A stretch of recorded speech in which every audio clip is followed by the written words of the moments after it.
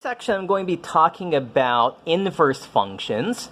As it turns out, we've already seen an example inverse functions already when we were talking about the exponential function and logarithms. But before we get into inverse functions, we need to note the definition of one-to-one functions. So what are one-to-one functions? Here's the formal definition. Function f of x is one-to-one on some domain D if f of x1 is not equal to f of x2 whenever x1 is not equal to x2 in D.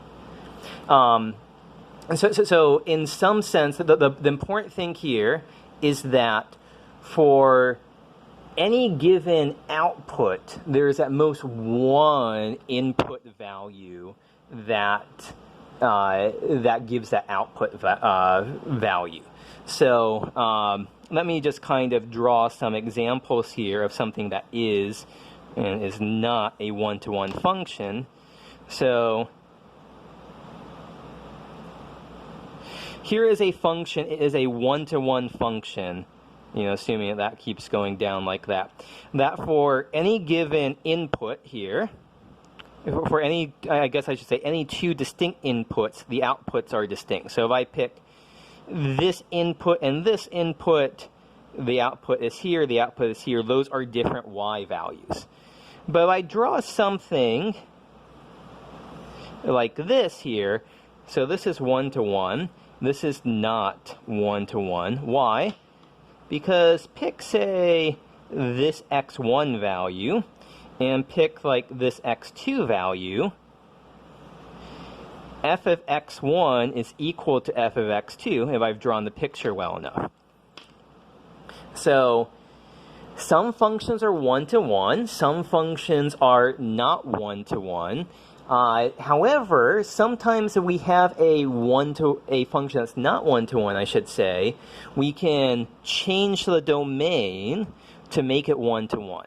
So if this is just an inverted parabola that keeps going, on down in each direction, if I just make the domain everything to the right of my hand right now, all of a sudden it becomes a one-to-one function. So the domain here is very, very important because, we could end up restricting our domain to take a function that's not one-to-one and get some similar function that is one-to-one. So we might be wondering, how to tell a function is one-to-one. And so, fortunately, we have a very easy test here, the horizontal line test for one-to-one functions. A function y is equal to f of x is one-to-one, even only if its graph intersects each horizontal line at most once. So, again, if I were to go back to these drawings here, so pretend that this is horizontal lines. Each horizontal line that I am putting down here is intersecting with my graph at most once. If the graph just stops here, it might be intersecting 0 times up here, but at most once.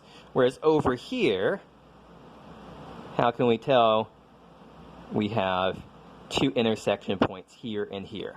So not one-to-one on the entire domain, although we could change that. This one is one-to-one. So we have a horizontal line test just like we have a vertical line test to tell whether or not something is a function. So vertical line test for a function is that your graph can intersect each vertical line at most once. Horizontal line goes for one-to-one functions. And so now that we have the setup here for one-to-one functions, this naturally leads into the concept of function inverses, the inverse function. So suppose that you have a one-to-one function on a domain D with range R. The inverse function, f inverse, is defined by f inverse of B is equal to A if f of A is equal to B. And so the domain and the range of your new function just change. So your old function, your original function had domain D and range R. and your new function, the range of the old function, is the domain of your inverse, and the domain of the original function is the range of the inverse. So those two, domain and range, are going to swap here. Just to do a couple pictures to wrap up this video here. So first off, we should see here, this only applies to one-to-one functions. So, for instance, if once again I were to draw this function here and attempt to, so this is y is equal to f of x. Now, if you want a formula for it, 4 minus x squared is a perfectly good formula. It will make a picture that looks like this. And I try to say this here, f inverse of b is equal to a if f of a is equal to b.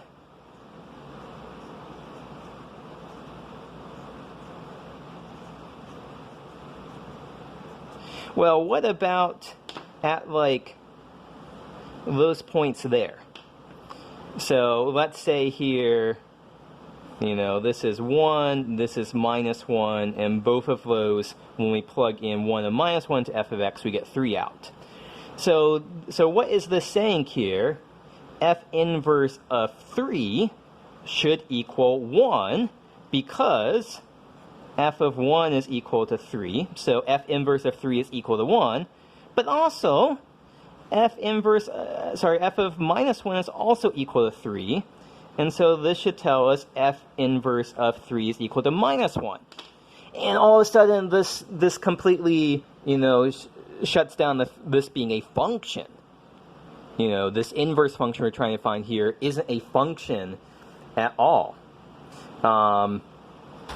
So this is, we can't define this anymore because we're trying to assign two different output values to the same input value. So here is inverse function.